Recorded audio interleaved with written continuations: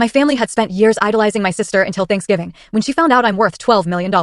You know, I once believed that family favoritism was just some internet exaggeration, a dramatic trope for online forums. But then I realized I'd been living it my entire life, quietly playing the part of the problem child while my sister, Amanda, could do no wrong. But what happens when the problem child suddenly isn't a problem anymore, and the golden child can't stand it? Let me tell you, Thanksgiving that year was an absolute war zone. My name's Jack, and for 34 years, I genuinely thought the golden child versus scapegoat dynamic was just a meme. Turns out, it was my reality.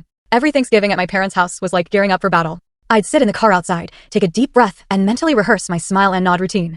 The house itself was always the same: polished oak floors, mom's special holiday tablecloth, that cloyingly sweet smell of cinnamon candles and stuffing. But the atmosphere? That was always heavy, like stepping into a courtroom where I was already guilty. Amanda, 2 years younger, had been the star of every show since birth. Perfect grades, perfect hair, perfect fiancé. You get the picture. If she sneezed, the whole family asked if she needed soup. If I got promoted, they'd ask if I was finally planning to settle down and stop being so distant. It started subtly when we were kids: more toys for her, louder claps for her dance recitals than my soccer goals. But the gap widened as we grew. By college, her tuition was fully paid. When I asked for help, I was told to take out loans. It would build character. This year's Thanksgiving, though, felt different. Not because of the food or the people, but because I wasn't coming in as the broke, struggling version of myself they remembered.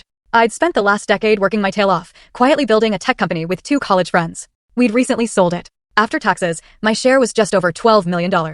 I hadn't told anyone. Not my friends, not my extended family, and definitely not my parents. It wasn't about flaunting it, it was about peace. I just wanted to enjoy dinner without the usual backhanded comments about how I never visited or still rented an apartment. Of course, the universe had other plans. The night started predictably enough. Amanda greeted me at the door with a perfectly rehearsed hug, just long enough for a photo, but not long enough to be genuine. "Jack, you made it," she chirped, as if my presence was a delightful surprise. Her fiancé, Matt, gave me one of those firm handshakes designed to establish dominance. You know the type. Dinner conversation quickly became the Amanda show. She'd just landed a new job at some marketing firm, and my parents spent the first 30 minutes grilling her about every detail: salary, office perks, coffee machine.